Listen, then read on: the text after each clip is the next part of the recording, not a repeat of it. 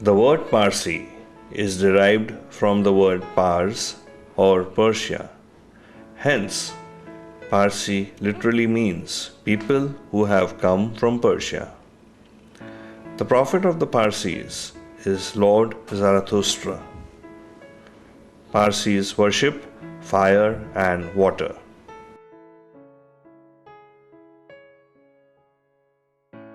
Today, the Parsi community is a minority group with a strength of about 65,710. Though being a minority, they have made a mark in India. Having a unique identity, a Parsi can easily be spotted even in a crowded place. All you have to do is find someone whose petticoat is longer than the dress, who has a scarf on her head and a smile on her face. And it is so heartening to bump into one of them and hear them ask, "Kem dikra, kem che?"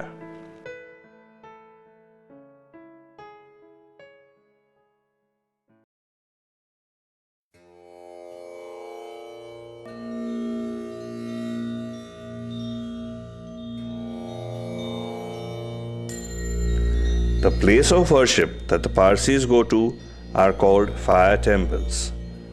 They are called so because they worship fire. The main fire temple is situated at Udwada in Gujarat state. This is called an Atash Beram. They have 6 more Atash Berams in various parts of India. In addition to the above, there are 47 smaller fire temples called Agyaris, which are also in various parts of India.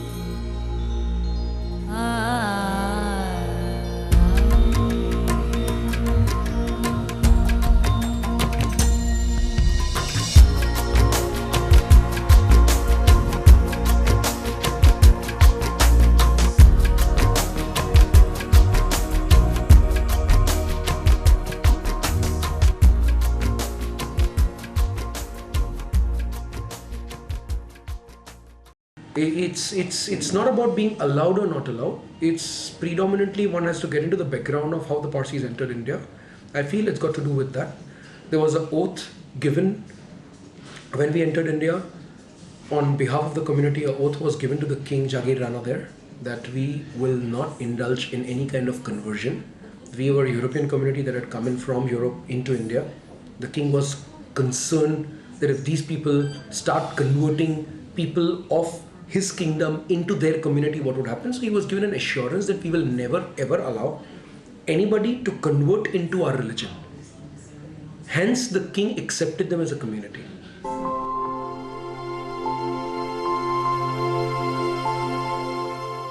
Parsis by nature are very inquisitive. Visit any Parsi bagh and you will know what it means. Scores of Parsi Maijis usually sit in the garden gossiping about how Framrozની દીકરી પેલા જહાંગીરના દીકરા સાથે ફરી રહી છે, or મરે આજે વીરાને તો મોટી તોરણ છે, કાંઈ લગન છે શું? And who can ignore the early morning bargaining with the Goswalo and the Machiwali? All Parsi Maijis in their nightgowns and Bawajis in their sadra and lega, arguing in their half-broken Hindi, loud enough to wake up the entire colony. अरे काय को इतना भाव बोले च, जरा कमी कर, लूटवा बैठा च, और सुरमाई ताजी छे के, जरा बराबर देव, चोरी मत कर.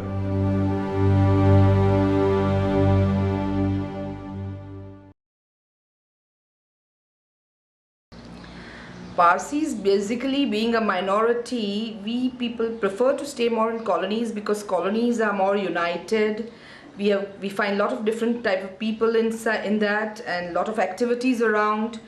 There are plus and minuses, of course, all around. And basically, the basic idea of the colonies are the rental flats, which are very, very much in the budget of Parsi people. Like, like the rents are very reasonable, facilities are there, and a lot of people, we have socials and we have activities, and we have, like, for good and bad, for both. Colonies are the best.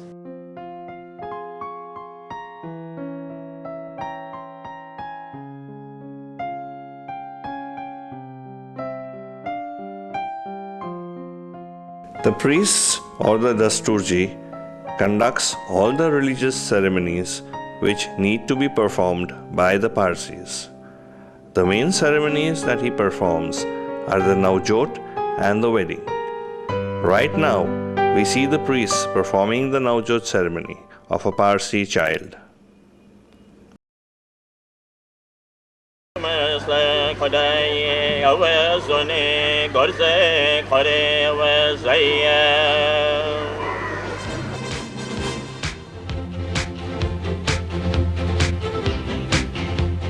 The Navjote ceremony initiates a child into the Zoroastrian religion. The child is made to wear the sadra, which is the vest, and the kasti, which is the religious thread.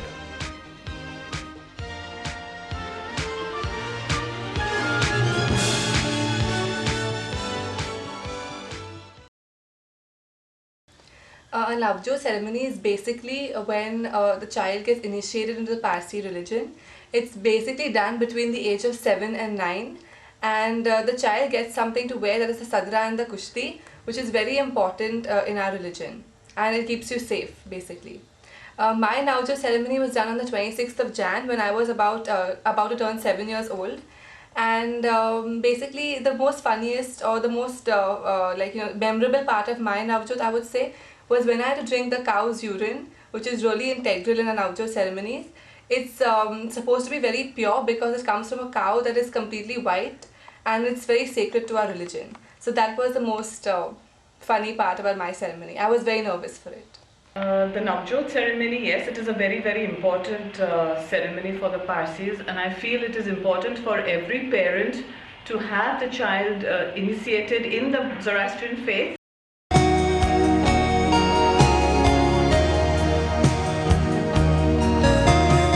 The Parsi marriage is also known as the Lagan.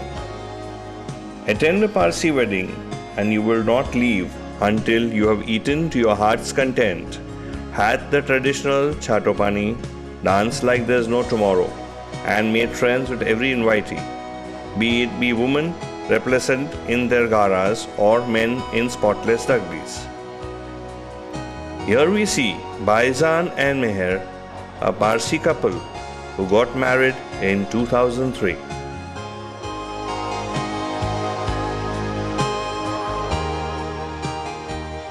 See, basically the Parsi marriage ceremony, something very nice about it is two families. Basically, if you're banning a Parsi, everybody, 90% of the family is accepted, the girl and the boy, and everybody is happy on both ends.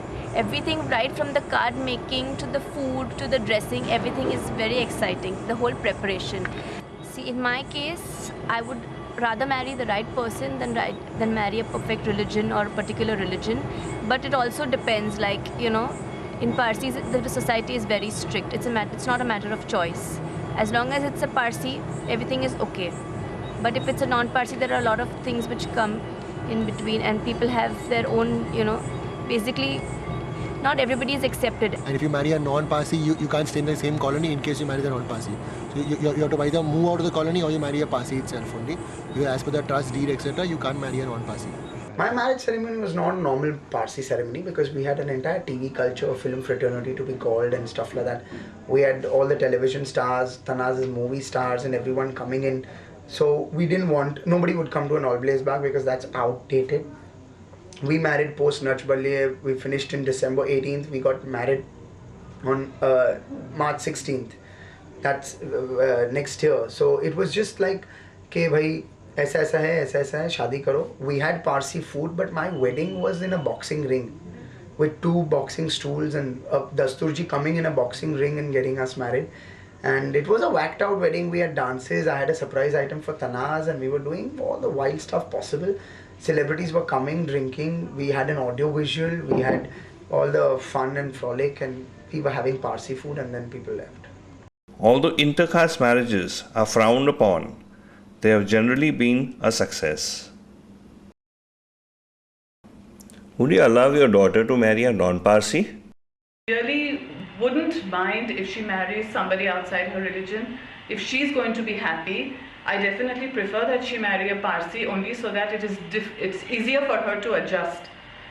She knows our customs and our culture, so it's much easier for her to adjust with the family. Apart from that, I really don't mind if she marries somebody who's really nice and is going to keep her happy. Community marriages, I think they should absolutely be allowed, because I believe that any religion has to be a universal religion that is open to anybody. I don't think that any God would say that this is only for 79,000 people and not for the rest of the world, my teachings. So I do believe that it should be completely free and open for anyone. When you're very young, to you, your relationship, your life, what you need to do, your dreams, everything is very important. So at that time when you fall in love, whether it's a Parsi, whether it's a Hindu or whatever, you feel, oh, we'll surpass everything, we'll face a lot of hurdles, and we'll do what we need to do. And at that point of time, your intercaste marriage doesn't really harm you, it doesn't affect you, it doesn't really come in the way. Coming to midlife crisis, when you realize that, oh God, my religion means a little more to me than it did at 20. And then at 50, when your child means a hell of a lot more to you than anything in the world, and you want to impart to your child, especially when he's stepping out in the world, a lot more than just being a good human being. You want to impart that religion that's going to bind you, him and your grandchild together. At that time, religion means something else. It's very, very dangerous, very dangerous. We are very sad to know people marrying intercaste. It is just something which we don't like. Parsi women marry an outsider, their children cannot come into the Parsi fold. Whereas if a man gets married to a non-Parsi, his children can become Parsi. So naturally we are getting extinct. It is wrong, it should be both ways. I don't know why they are making any difference between them. Another thing that the Parsis are known for is their cuisine. Ask any non-Parsi what the first thing that comes to their mind when they hear the word Parsi, and pat comes the reply, food. Bastani and Kayani, which serve bun maska, mawa cakes, freshly baked biscuits, and delicious tea, is a place where you will find the traditional Parsi enjoying his breakfast.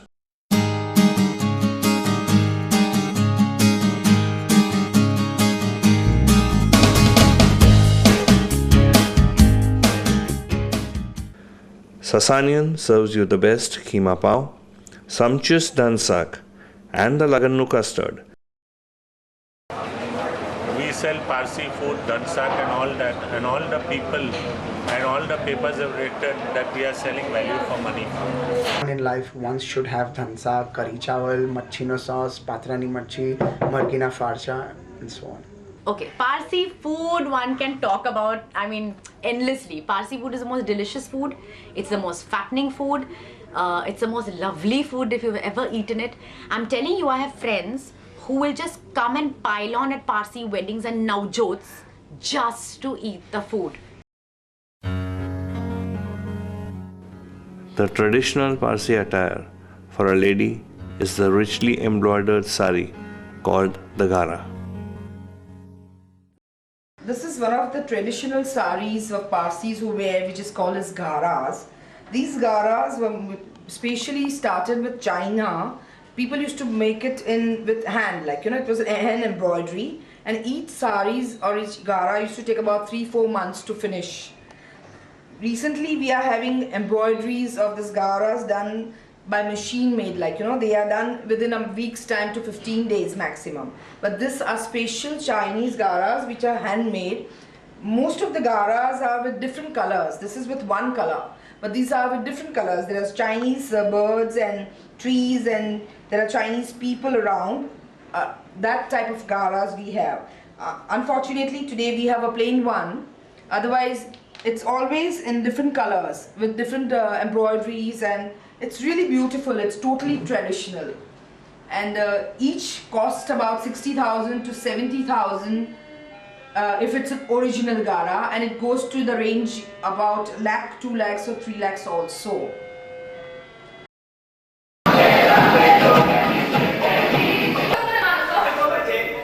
The Parsis were the pioneers of Gujarati theatre. Presently, it is sad that the Parsi theatre is on a decline. If you go to see today, the current state of Parsi plays, it's really gone to the dogs.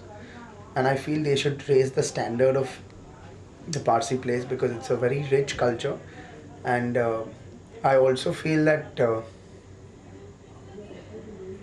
the titles need to be changed very, very, very much. As in, Mori Bairi ne koi leso, and which were horrible titles. Mora Pappanu Naru Chutyu. What else? Awo Malo Mora Nalla ne enu naam che Temul. As in, it is pathetic.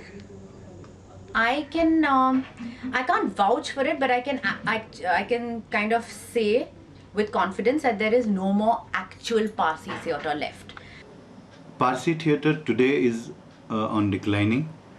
Once upon a time it was flourishing at the time of Adi Marzban, Firoz Atia, Homi Tavadia, But today the trend is on declining, and today the Parsi theatre has become festive theatre.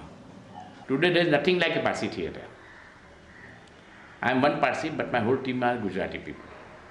आओ दिकरा आओ नहीं aunty नहीं नहीं अब तेरी बारी है देखो आंटी हाथ लगाना देखो आंटी बोल रहा हूं मैं There have been a few brilliant films made upon the Parsi culture. Unfortunately, Indian cinema has time and again ridiculed the Parsi culture. Wicket बचा था लेकिन पोपट नहीं बचा सका चल Parsis are very badly portrayed in the films. They are made caricatures so many times, which is very bad. We have been telling most of our artists not to do such roles, and people are refusing. But sometimes when a non-Parsi tries to do a Parsi role, he tries to do this caricature thing and portraying the Parsi community, a Parsi character very badly. This should not happen. It's a very wrong way to portray Parsis, and that normally used to happen during Qurbani days, Jabaz days, majorly by Dinesh Hingu. And हम तुमको बोलता है कि ऐसा ऐसा हम इससे हिंदी बोलते नहीं हैं. Me, Delnaz, Tanaz, Baman Irani, Parizat, Zorabian are living examples in front of you all. As in बड़े पर्दे पर you see Parizat, Zorabian, you see Baman Irani.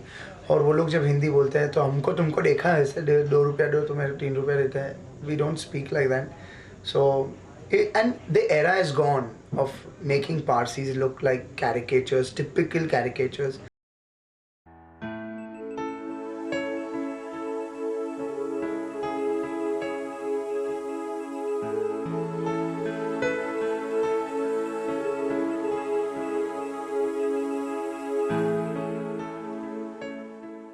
What you are seeing now is the Dungarwadi.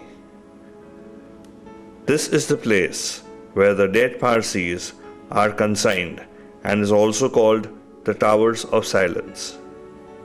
It is here that the Parsis donate their bodies to the vultures.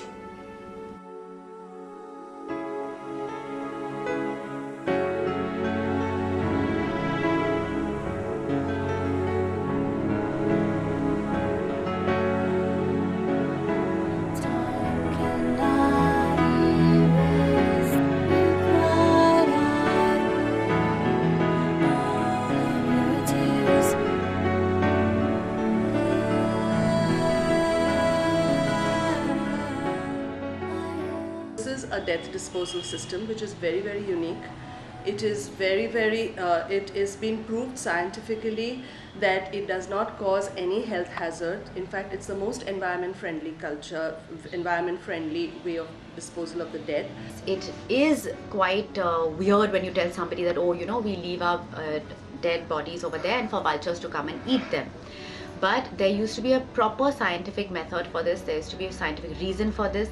The vultures and all the animals that prey and eat eat carcasses did not have enough food, and therefore we used to put our bodies for them so that they could have enough food. At that time, once the flesh was eaten, the bones go through, acid is poured and they go through a hole which goes till the end of the tunnel to the bed of the sea.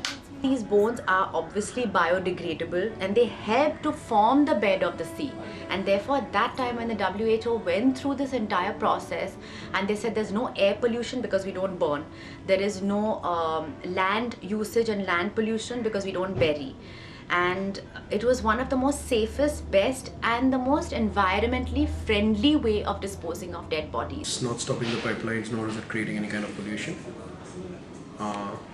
People have examined it and they've given a clean chit.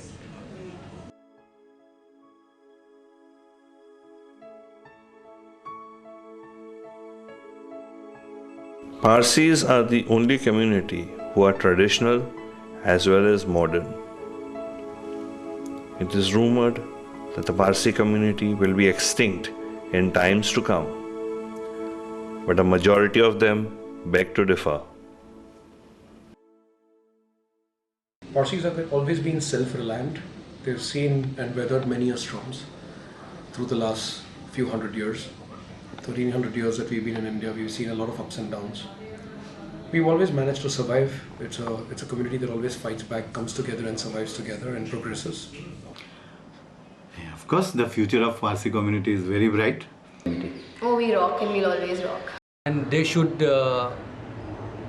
change their approach, and rather than weakening the system, they should work towards the strengthening of the system. As long as we have Zarathustra up above, he has set our religion. Unfortunately, we human beings have digressed from the main aim that Parsis were all about, that Zoroastrianism was all about, but we will not die as a race.